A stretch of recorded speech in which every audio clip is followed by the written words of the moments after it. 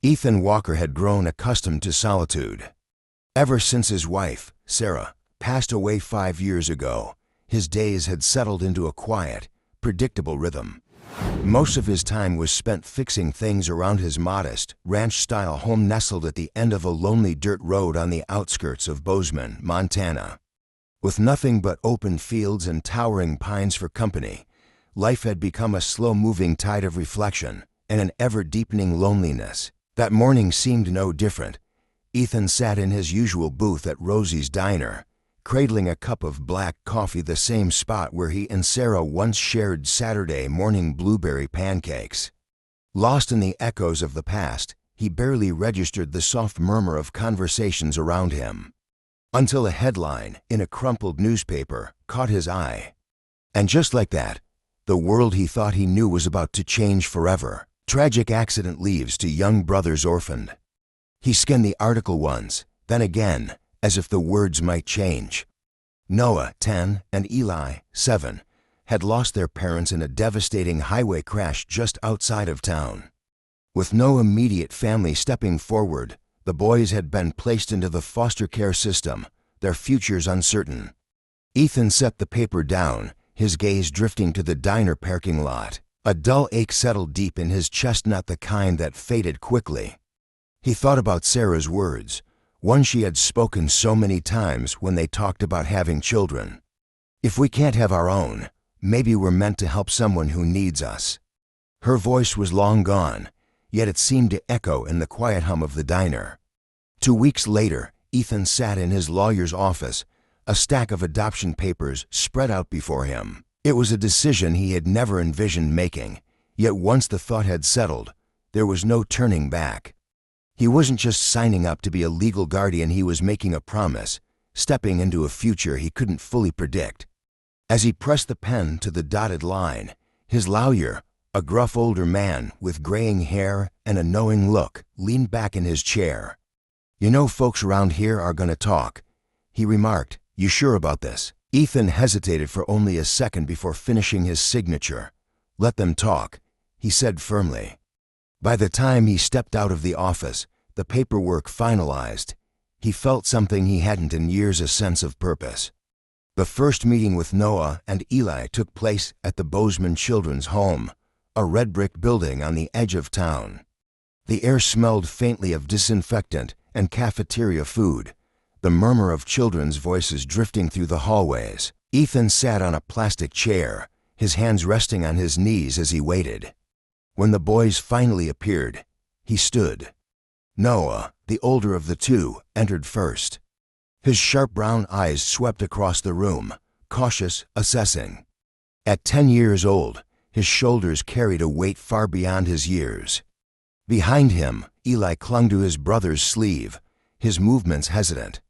At just 7, he looked so small, so fragile, yet there was something in his gaze, a flicker of curiosity, that Ethan couldn't ignore. "Hey, boys," Ethan said, keeping his voice steady despite the nervous energy thrumming in his chest. "I'm Ethan Walker." Noah didn't respond right away.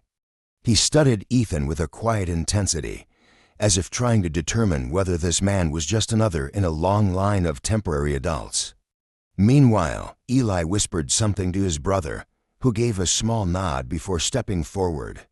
"Are you really taking both of us?" Noah finally asked, his voice steady but laced with doubt. Ethan knelt to meet Noah's eye level. "That's the only way this works," he said, his tone unwavering. "You and Eli are a package deal." Eli peeked out from behind Noah, his lips trembling slightly. "For how long?" he asked, barely above a whisper. "For good." The weight of Ethan's words settled heavily in the room. "This isn't just for now. I'm in this for the long haul. You boys have a home with me." For a long moment, neither of them spoke. The silence hung thick between them, filled with hesitation, with years of uncertainty they had learned to carry. And then, something shifted. Eli let go of Noah's sleeve and took a tentative step forward, his small hand reaching out. Ethan didn't hesitate. He took the boy's hand in his own, feeling the delicate trust embedded in that simple gesture. The ride home was quiet, broken only by the sound of gravel crunching beneath the truck's tires. Noah and Eli sat pressed together in the back seat, their small backpacks held tightly in their laps. Ethan stole a glance at them in the rearview mirror, his chest tightening with a mixture of protectiveness and uncertainty. As they pulled into the driveway, Eli finally spoke, his voice barely more than a murmur. "It's big," Ethan smiled slightly. "It's home." Inside, he led the boys to their shared bedroom. It was small but warm, with matching twin beds and a window that overlooked the backyard. Noah set his backpack down carefully, his eyes scanning the room as if memorizing every detail. Meanwhile, Eli climbed onto one of the beds, bouncing slightly on the mattress. Ethan cleared his throat. "Listen, I know this is all new and maybe a little scary," he began, his voice steady but gentle. "But I want you to understand something important. This isn't temporary. This is your home now, and I'll be here for you no matter what." Noah's jaw tightened, his eyes unreadable. For a moment, Ethan braced himself for resistance. But then, ever so slightly, the boy gave a small nod. Eli, however, wasn't as guarded. His voice barely above a whisper, he asked, "Promise?" "I promise," Ethan said, his words carrying a quiet but unshakable weight. And in that moment, he knew despite everything he had made the right decision. Whatever challenges lay ahead, they would face them together. The first few weeks tested Ethan in ways he hadn't anticipated. Noah and Eli had been through more in their young lives than most adults could comprehend, and it showed. Noah kept his emotions locked away, only speaking when directly addressed, his answers short and measured. Eli, on the other hand, was a whirlwind of nervous energy, shifting between bursts of laughter and sudden tears that felt less like genuine emotion and more like a reflex, a way to navigate a world that had never been steady. Then there was the town. Bozeman wasn't the kind of place where things went unnoticed. Whispers started almost immediately. At the grocery store, a woman glanced at Ethan's cart, eyes lingering on the kid-friendly snacks and cereal boxes with an expression that teetered between curiosity and quiet judgment. At church, the hum of conversation grew louder when Ethan walked in with the boys, their young faces a stark contrast to the sea of familiar ones. And soon, the whispers became something more. The hardware store mysteriously ran out of the exact paint Ethan needed for the boys' room. The local diner, where he had been a regular for years, suddenly had every booth reserved when he and the boys stopped in for breakfast. He overheard murmurs at town meetings, people speaking in veiled terms about unconventional families and the importance of preserving community values. Ethan had expected an adjustment period. He just hadn't expected to be treated like an outsider in his own home. One afternoon, Noah and Eli were playing basketball in the driveway when an older couple walked past, their expressions tightening at the sight. The man muttered something under his breath loud enough for Noah to hear. "He'll regret it," he scoffed. Ethan, who had been cleaning out his toolbox in the garage, stepped outside just in time to see Noah freeze mid-dribble. The boy's face was carefully blank, but Ethan saw the telltale tension in his shoulders. Without hesitation, he walked over and placed a firm hand on Noah's shoulder. "Don't listen to them," Ethan said, his voice steady. "Some people talk because they don't know how to think. You're here because you belong here. Don't let anyone make you doubt that." Noah gave a small nod, but Ethan could tell he wasn't convinced. Nights were the hardest. Eli had nightmares, vivid, terrifying ones that sent him running into Ethan's room in tears. The first time it happened, Ethan sat with him on the edge of the bed, wrapping an arm around his trembling frame. "Was it about the accident?" Ethan asked gently. Eli nodded, burying his face in Ethan's chest. "I miss them," he whispered. Ethan swallowed past the lump in his throat. "I know you do," he murmured. "It's okay to miss them. It's okay to feel sad. But I'm here now, Eli. You're not alone." The boy clung tighter to him, and in that moment, Ethan felt something shift like the first crack in a wall that had been built to hide for too long. Noah, however, was different. He carried himself with a quiet toughness, a self-imposed armor that made it nearly impossible for Ethan to read what he was feeling. One evening, as Ethan was repairing a broken step on the front porch, Noah approached, something clutched tightly in his hands. Noah hesitated, then handed over a small wooden box. Inside were photographs, a mix of old family pictures and candid snapshots of his parents. "I don't want Eli to see these yet," Noah said quietly. "He's not ready," Ethan nodded, carefully closing the box. "You're a good big brother," he said. "You take care of him." Noah shrugged, but there was something in his eyes, pride, maybe. "It's just what I do." Despite the struggles, there were small victories. Eli started laughing, more real laughter, the kind that filled the house with warmth. Noah, always the serious one, took an interest in Ethan's carpentry projects, watching closely as Ethan explained how to sand and stain wood. The boys were healing slowly but surely. Ethan knew the road ahead wouldn't be easy, but for the first time, he felt something new, hope. Spring arrived early that year, bringing crisp mornings and bright skies. Ethan saw it as an opportunity to help the boys find their place in the community.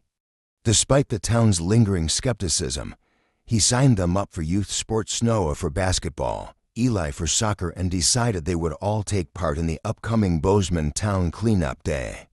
The first game day didn't go as smoothly as Ethan had hoped. Noah, wearing his freshly issued basketball jersey, stepped onto the court with his team only to be met with stares from the parents on the sidelines. Ethan noticed the way some of them whispered, their gazes flicking between Noah and him. Then the game started, and Noah was good. Fast, sharp, focused, his movements were precise, every pass and shot executed with quiet confidence. By halftime, even the most skeptical parents had to admit the kid had talent. Still, Ethan could feel the tension in the air. After the game, as Noah walked off the court, one of the other parents approached. He was a tall, broad-shouldered man in a Montana State Bobcats baseball cap, his expression unreadable. He extended his hand. "The kid's got real talent," he said gruffly. "You must be proud." Ethan shook his hand firmly. "I am. He's worked hard." It wasn't a complete thaw, but it was a start. At the town cleanup day, things took another step forward. Volunteers gathered in the town square, armed with brooms, garbage bags, and work gloves. Ethan and the boys were assigned to a group repainting the old gazebo. As they worked, Eli's chatter filled the air, his excitement infectious. Slowly, cautiously, a few older volunteers smiled. And for the first time, Ethan felt like maybe, just maybe, the town was starting to see them not as outsiders, but as a family. "Mr. Walker," a woman said, wiping her hands on her apron as she took a break. "Eli's got a way of making work feel a little lighter." Ethan glanced over at Eli, who was laughing as he tried unsuccessfully to paint a straight line on the gazebo railing. "He's a bright kid, he is," Ethan replied, shaking his head with a fond smile. Noah, ever the reserved one, worked quietly beside him, his brush strokes steady and precise. As the afternoon wore on, people started warming up. One of the older men watched as Noah adjusted a wobbly bench, his hands working with quiet efficiency.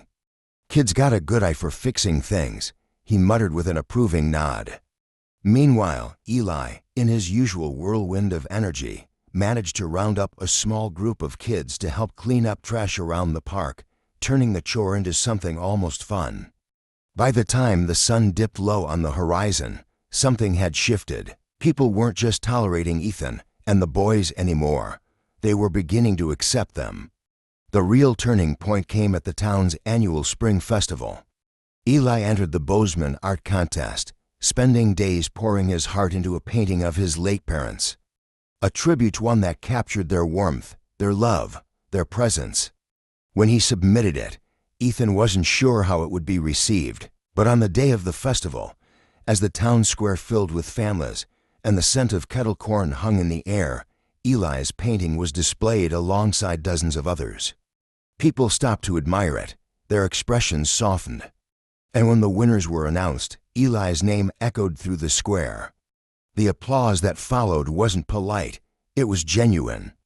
As Eli walked up to receive his ribbon, something shifted in the crowd. The judgment, the skepticism, it wasn't gone, not entirely. But in that moment, it didn't matter. That evening, as they walked home beneath the glow of festival lights, Noah spoke up. "It feels different," he said quietly. "What does?" Ethan asked. Noah glanced back at the town square, where lanterns still swayed in the evening breeze. "People," he murmured, "they're not looking at us the same way." Ethan smiled. "That's because they're finally seeing what I see: two amazing kids who belong here." Then came the storm. It started as a distant rumble one afternoon, the kind of storm the local news had been warning about for days. By evening, the sky turned a deep bruised gray, the wind whipping through the trees in Ethan's backyard. Noah and Eli stood by the living room window, their faces lit with a mix of fascination and fear. "Will it be bad?" Eli asked, his voice barely above a whisper. Ethan placed a reassuring hand on his shoulder. "Storms can be tough," he said gently. "But this house has stood through worse. We'll be okay." The power flickered once, twice, then cut out completely. Ethan grabbed a flashlight and ushered the boys to the basement. The storm raged outside, rain hammering against the roof, wind howling through the trees. Every few minutes, the sharp crack of breaking branches split through the darkness. Noah sat close to Eli, wrapping an arm protectively around his younger brother. They waited, and then, just as suddenly as it had begun, it was over. When the storm finally passed, Ethan led the boys upstairs. The air smelled of wet earth and broken wood. Stepping outside, they took in the damaged shingles scattered across the yard, fallen branches tangled in the driveway, a section of the fence leaning dangerously. Across the street, a neighbor's roof had partially caved in. The distant wail of sirens filled the air as emergency crews navigated flooded roads and down power lines. Ethan exhaled, rubbing a hand over his jaw. Then, turning to the boys, he said, "Let's get to work. There are people out there who need help." The next few days were a blur of hard work and long hours. Ethan and the boys spent every waking moment helping neighbors recover. They cleared fallen branches, secured tarps over exposed rooftops, and hammered plywood over shattered windows. At the community center, they helped unload boxes of food and bottled water, distributing supplies to families in need. Eli quickly became a favorite among the neighbors, his bright energy a welcome relief amid the destruction. At one point, he handed a bottle of water to an elderly woman who smiled and gently patted his cheek. "You've got a good heart, young man," she said. Noah, meanwhile, worked quietly but relentlessly. His focus was unshakable, his hands quick and capable. He spent hours alongside Ethan, helping patch roofs and reinforce unstable structures. One afternoon, a neighbor, a gruff man who had barely spoken to Ethan before, stopped by, watching as Noah methodically secured a board over a broken window. Finally, the man spoke. "You're raising good boys." Ethan glanced at Noah, who didn't look up but pressed forward with his work. A quiet strength in his every movement. "I'm just helping them be who they already are," Ethan replied. The storm had brought the town together in ways no one had expected. People who had once kept their distance now worked side by side with Ethan and the boys. Walls that had felt unshakable before had begun to crack. At the community potluck, organized to thank the volunteers, Noah and Eli sat among their peers, laughing, trading stories as if they had lived in Bozeman their entire lives. And then the mayor stood. "In times like these, we see the true character of people," he said. "Ethan Walker and his sons have shown us what it means to care for others, no matter the circumstances." The applause that followed was thunderous. And for the first time, Ethan felt like the town had truly accepted his family. That night, as they sat around the dining table eating leftover potluck dishes, Eli looked up at Ethan. "Do you think Mom and Dad would have been proud of us?" he asked softly. Ethan set his fork down, his throat tightening. "I know they would have been," he said firmly, "and I'm proud of you too." Noah, usually so reserved, glanced at Eli, then at Ethan. "We're proud of you too," he said, simple words. But they carried a weight that made Ethan's chest tighten not with sadness, but with something else. Something warm. The weeks that followed marked a turning point. The once closed doors of Bozeman began to open slowly, but surely. People who had previously avoided them now waved as they passed. The murmurs of disapproval gave way to actual conversations. The family's efforts during the storm had left a mark on the town. Then, one Saturday, as Noah and Eli played basketball in the driveway, a car pulled up. It was Mr. Peterson, one of the town's more vocal critics. He stepped out, holding a small toolbox, shifting on his feet like he wasn't sure he should be there. "Heard you're fixing up that old gazebo down at the park," he said, his tone awkward. "Figured you might need an extra pair of hands." Ethan hesitated for only a second. Then he stepped forward, extending his hand. "We could use the help." That afternoon, Noah worked alongside Mr. Peterson, sanding down the gazebo rails while Eli carefully applied a fresh coat of paint. By the time the sun dipped low, the once dilapidated structure gleamed. And Mr. Peterson stayed, long enough to sit on the porch, sip lemonade, and talk. It wasn't an apology, but it was a step forward. The town's transformation extended beyond individuals.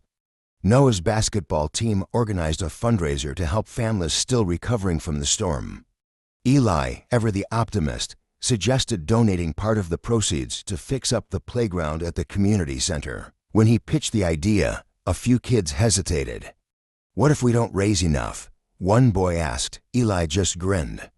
"Then we'll keep going until we do," and they did. The fundraiser was a success, and when Eli proudly handed the check to the community center director, even the most skeptical onlookers couldn't deny the impact these two boys had made. Not everyone was quick to change. At a town council meeting, Miss Aldridge, an older woman known for her sharp tongue and sharper opinions, stood up, her arms crossed. "I still think this is all too much, too fast," she said, her voice pointed but lacking the bite it once carried. Before Ethan could respond, Noah raised his hand. The room fell silent. Standing tall, his voice steady, Noah simply said, "People can change. If we can, so can you." The words hung in the air, and for the first time, Miss Aldridge had nothing to say. She simply sank back into her seat, thoughtful. The real turning point came at the 4th of July celebration. The annual fireworks display was a big deal, drawing families from all over Bozeman. Ethan, Noah, and Eli arrived early to help set up chairs and tables in the park. As the sun dipped behind the mountains, the sky turned shades of pink and gold, the park filled with people, and for the first time, there were no whispers. No second glances, just laughter, conversation, community. The kind they had fought for, the kind they had earned. When the fireworks began, Eli sat on Ethan's lap, his face glowing with each burst of color that lit up the Montana sky.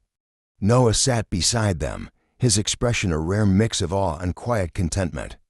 As the final firework exploded in a dazzling shower of gold and silver, Ethan looked around at the crowd. For the first time, he felt it. They weren't just tolerated anymore, they belonged. Eli leaned his head against Ethan's chest. "We belong here, don't we?" Ethan smiled, his eyes misting. "Yeah, buddy, we do." 10 years passed. Bozeman had changed, and so had they. The lessons learned in that little house at the end of the dirt road had shaped two young men, each in their own way. Noah, now 20, was studying architecture at Montana State University. He often came home on weekends, bringing blueprints and big ideas, helping with community projects that breathed new life into the town. His latest project, a mural. A stunning piece of art stretched across one of the town's oldest buildings, depicting the storm, the recovery, the unity that had come from it all. A testament to how far they'd come. Eli, now 17, had chosen a different path. With his natural charisma and ability to connect with people, he had become a voice for the community. At a local event, Noah spoke about the importance of designing spaces that bring people together, while Eli shared stories about the kids he'd mentored, about the difference a little kindness could make. When the speeches ended, Noah spotted Ethan near the food tables. "We couldn't have done any of this without you," he said. Ethan shook his head, his voice quiet but firm. "No, son, you both made your own paths. I just gave you the tools." As the crowd began to disperse, Eli strolled over, balancing the plates of pie. "I saved one for you," he said, grinning. Laughter filled the air, easy, warm, familiar, a reminder of how far they had come. Noah and Eli had grown into men of character and compassion, leaving behind a legacy of their own. As the night deepened, Ethan looked at the house he had built, the home that had once been just a place for two lost boys. Now it was so much more. It was a foundation for something bigger, a future far beyond Bozeman.